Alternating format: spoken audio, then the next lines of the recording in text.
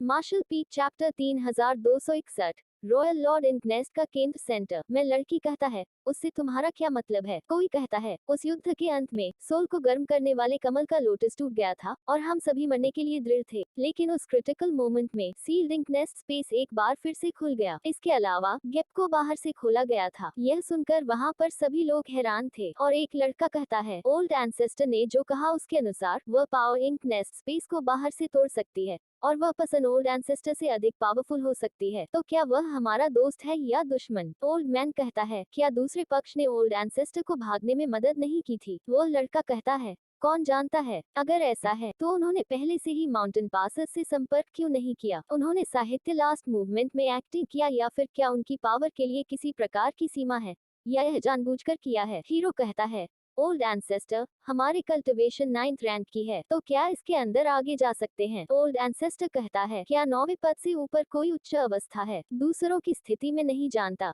लेकिन मेरे अपने स्मॉल यूनिवर्स का आकार लिमिट तक पहुंच गया है और इसे सुधारने का कोई तरीका नहीं है। कोई फर्क नहीं पड़ता कि वह शक्ति किस स्तर की है, चाहे वह दुश्मन हो या दोस्त, यह मानव जाति के समान है जब यह स्याही कबीले से निपटने की बात आती है। वह लड़का कहता है, चूंकि हम एक ही तरफ हैं, हम उसे जीतने की कोशिश कर सकते हैं। समस्या यह है, वह व्यक्ति कहाँ है जिसने ऐसा किया? ओल्ड एंड सिस्टर कहता है, इंकनेस्ट स्पेस मदर नेस्ट की विल से बनाया गया था। चूंकि वह व्यक्ति बाहर से स्पेस में क्रैक कर सकता है, इसलिए संभव है कि उसने सीधे मदर नेस्ट पर हमला किया हो। अगर मैं गलत नहीं हूँ, तो उसे इन कबीले के मदर नेस्ट की तरफ होना चाहिए। वह लड़का कहता है, हाँ, मुझे अचानक कुछ याद आया। राजा के नगर के पीछे एक वॉइड है जो मो वंश के राजा पहले भागे थे, वे भी उस दिशा में भागे थे। यदि स्याही कबीले में वास्तव में एकमात्र निवास है, तो यह केवल उसी दिशा में हो सकता है। ओल्ड एंड सिस्टर कहता है, युद्ध अभी समाप्त नहीं हुआ है, इसलिए अभियान जारी रहना चाहिए। समय की इस अवधि के दौरान सैनिकों को पास में आराम करने और स्वस्थ होने दें। मुझे ऐसा लग रहा है कि आगे की लड़ाई पहले से कहीं ज्यादा खतरनाक होगी। उसके बाद बताया जाता है,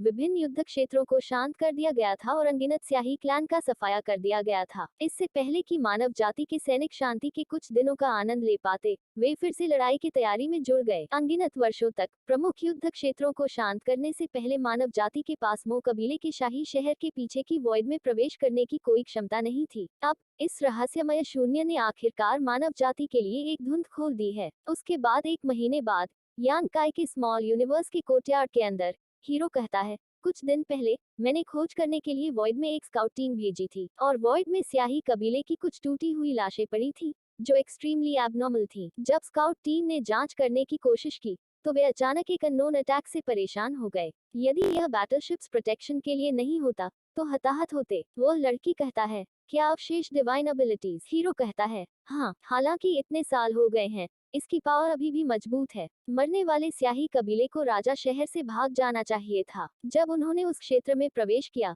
तो उन्होंने दिव्य क्षमताओं के अवशेषों को ट्रिगर किया और वहां उनकी मृत्यु हो गई। यांग काय कहता है, कितना पावरफुल है? हीरो कहता है, जिसे मैंने छुआ था वह लगभग 7th रैंक हेवन स्ट्राइक के बराबर था। यांग काय कहता है, वह पावर वास्तव में छोटी नहीं है। क्या कई डिवाइन एबिलिटीज पीछे रह गई हैं? हीरो कहता है, इनमें से कुछ दैवीय क्षमताएं स्पष्ट हैं और एक ही नजर से पहचानी जा सकती हैं, जबकि अन्य बहुत अच्छी तरह से छिपी हुई हैं। इसके अलावा मुझे संदेह है कि न केवल दिव्य क्षमताओं के अवशेष हैं, बल्कि कई अन्य रिस्ट्रिक्शंस भी हैं। यांग काय कहता है, क्या रिस्ट्रिक्शंस? हीरो कहता है, हाँ, मुझे संदेह है कि प्राचीन काल में कोई ऐसी शक्ति थी जो इस वॉइड में इन कबीले से लड़ी थी। वे दिव्य क्षमताएं उनके द्वारा पीछे छोड़ दी गई थी और वे रिस्ट्रिक्शंस शायद उन्होंने ही लगाए थे। हीरो चौंकते हुए कहता है, डिवाइन एबिलिटी सी? अरे हाँ, जब मैं शैटर्ड हेवन में था, तो एक पावरफुल मास्टर ने मेरा पीछा किया और डिवाइन स्पिरिट एंसेस्ट्रल लैंड पर जाने के लिए मजबूर किया था। और डिवाइन स्पिरिट एंसेस्ट्रल लैंड एक डिवाइन एबिलिटी सी से घिरा हुआ था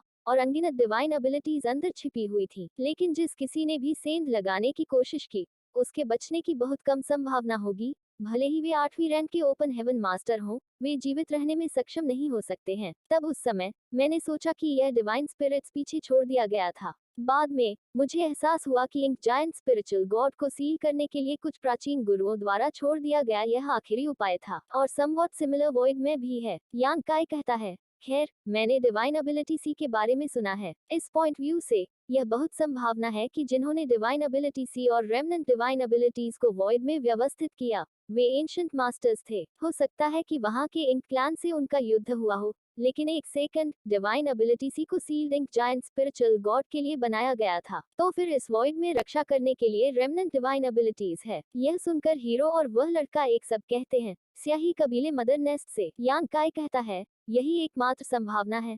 मदर नेस्ट अंदर की गहराई में स्थित है और मदर नेस्ट से इन प्लान के खिलाफ सुरक्षा के लिए बाहर कई तरीकों का उपयोग किया जाता है, तो मेरा आदेश पालन करो। जब हम आगे बढ़ते हैं तो हमें सावधान रहना चाहिए। अगर कुछ भी असामान्य है तो उसे तुरंत रिपोर्ट करें, लेकिन आगे का रास्ता कांटों से भरा है। हीरो कहता है, लेकिन इसका एक फायदा है, अगर आगे का रास्ता वास्तव में कांटों से भरा है तो शायद पीछे हटने वाली स्याही कबीले में से कुछ ही बच पाएंगे। इसके अलावा वे अब हमारे लिए एक रास्ता खोल रहे हैं। यान काय कहता है, ऐसा ही हो। और उसके बाद कुछ दिनों बाद ग्रेट एवोल्यूशन पास वॉइड से गुजरा और कांटों को काट दिया।